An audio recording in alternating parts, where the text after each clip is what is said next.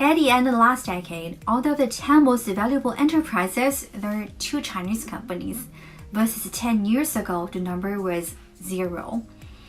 Out of the 10 most valuable startups in the world, Chinese companies take up 4 seats, versus 10 years ago, the number was also 0.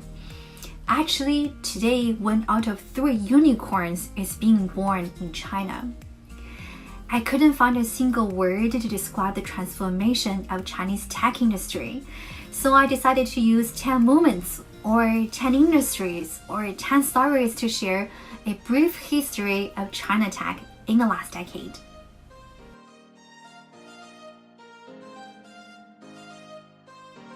Xiaomi, a Chinese smartphone manufacturer known for its quality product at a fair price, was founded in 2010 when Samsung was still dominant in China, and in 3 years, it jumped to be the #1 phone seller in China.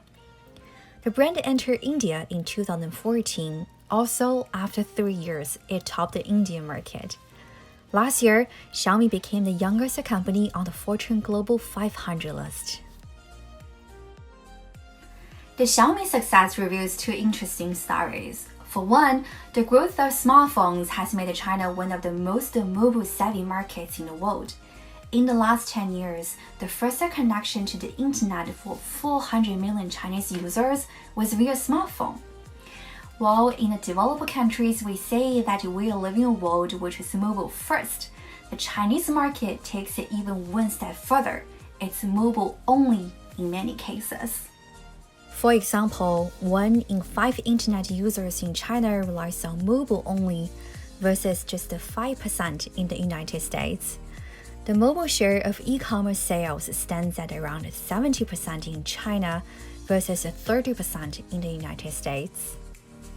The second part of the story is that the Xiaomi success also demonstrates the dominance of Chinese smartphone brands in the global market today. 10 years ago, there was no single Chinese product listed in the top 10 smartphone brands. Today, Chinese smartphone manufacturers account for 1/3 of the global shipment, meaning that 1 out of 3 smartphones in the world is a Chinese brand. To be fair, the rise of Chinese brands doesn't necessarily produce the technology disruptions to the world. In fact, to this day, Chinese manufacturers are still very dependent on the US chips. But what we cannot deny is the incredible progress those companies are making. Huawei's latest phone, the Mate 30 that competes with the iPhone 11, contains no US parts. China is also likely to be the first nation to launch a 5G network at scale, and China tops the world in 5G patent filings. Technological catch-up started with learning, and it takes time. It took Japan 14 years to become the second largest auto producer, and South Korea 15 years to become dominant in memory chips. I personally remain optimistic about China's innovation for hardware in this decade.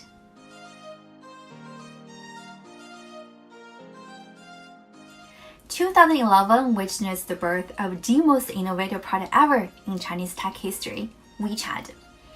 Started as a messaging app, it now has 1 billion active users, accounting for 30% of mobile internet time in China. That's insane. It basically means that Chinese internet users on average spend 1/3 of their time in one single app. How's that possible? Well, here's how. You can chat, make video calls, create posts and stories, basically everything you do in WhatsApp, Facebook, and Instagram. You can make a payment, book a taxi, book hotel, movie tickets, order food, read news, online shopping, ride-hailing. Basically everything you do in Waymo, Uber, Booking.com, DoorDash, Google News, Amazon.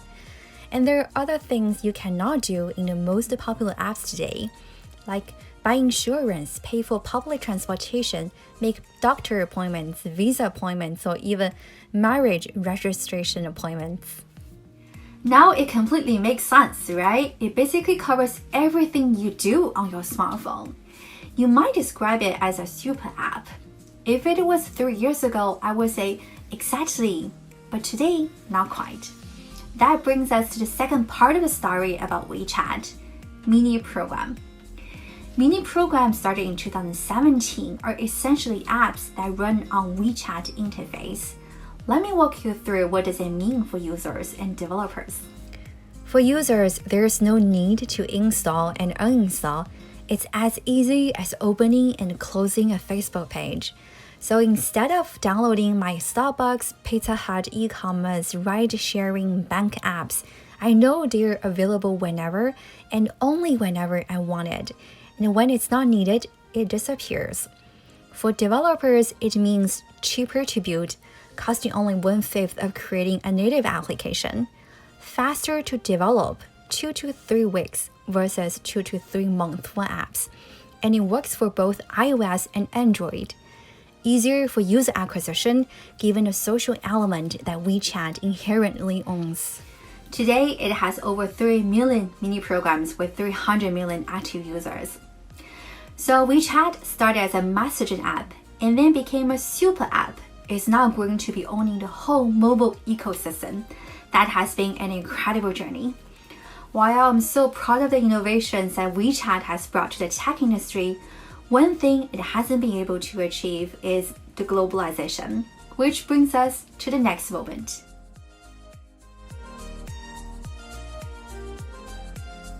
Bytedance has become the world's most valuable startup since 2018.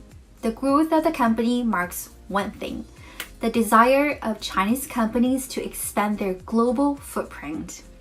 This is best exemplified by TikTok. TikTok, launched in China in 2016, was pushed out globally right next year and is now available in 150 markets in 75 languages. This month, it has just reached 2 billion downloads globally. You have to know it took Instagram 8 years, WhatsApp 7 years to hit 2 billion downloads, and TikTok accomplished this milestone within 4 years. I'm pretty sure their ambition of global expansion will be even further accelerating. You probably would agree with me if you also noticed the following 2 recent headlines. In March, Yiming Zhang, the founder of the company, created new leadership positions for China business and sending a letter to employees that he would now more focus on global expansions. By the way, the founder Yiming Zhang is super young, just celebrated his 37-year-old birthday. Another headline, just last week, they announced the former Disney streaming CEO Kevin Mayer, who's behind the explosive growth of Disney Plus, was appointed as their new chief operating officer. To be honest, with more tensions between the US and China, as well as a growing concern about data privacy, I'm not sure if TikTok will succeed worldwide long run. But what I'm convinced of is that Chinese entrepreneurs' ambition of having a global presence will never stop. If it's not ByteDance, not TikTok, it will be someone else in the future. Just as Yiming Zhang once put it, China is home to only 1/5 of the internet users globally. If we don't expand on a global scale, we are bound to lose to the peers eyeing for the rest of the world. So going global is a must.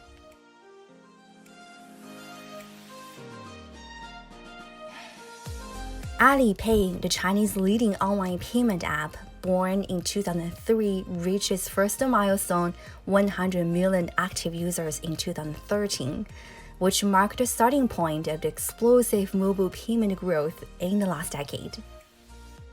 Today, there are 700 million mobile payment users in China, more than the rest of the world combined. There are 2 factors I believe contributing to the growth of this massive mobile payment industry. For one, the government gives digital players space to experiment before they regulate. So when new technologies comes out, the Chinese government will say, hey, let's not regulate and see what happens. This has allowed the market to grow tremendously, free of compliance costs, entry barriers, and regulatory restrictions.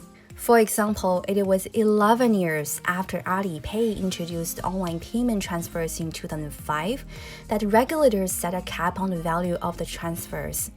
It was 5 years after Alipay introduced the barcode-based payment solutions that Chinese regulators produced an official standard on management requirements. The second factor is that consumers embrace new technology solutions, leapfrogging the Western legacy infrastructure. So the growth of online payment is ironically thanks to the backward state of China's payment infrastructure in the early 2000s, where the credit card was virtually unheard of for most people and debit card cannot be used nationwide. As a result, with the internet coming along, the payment solution was designed and built in a way that's completely digital for everyone.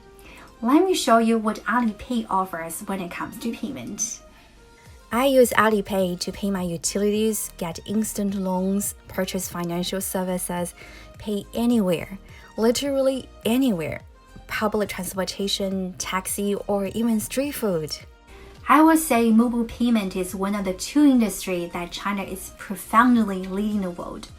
Another industry, you guessed it, e-commerce, which brings us to the one last story in this video.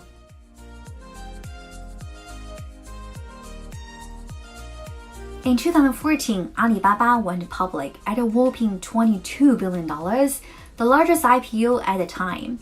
And we have to remember, a decade ago before its IPO, China represented only less than 1% of worldwide e-commerce transactions.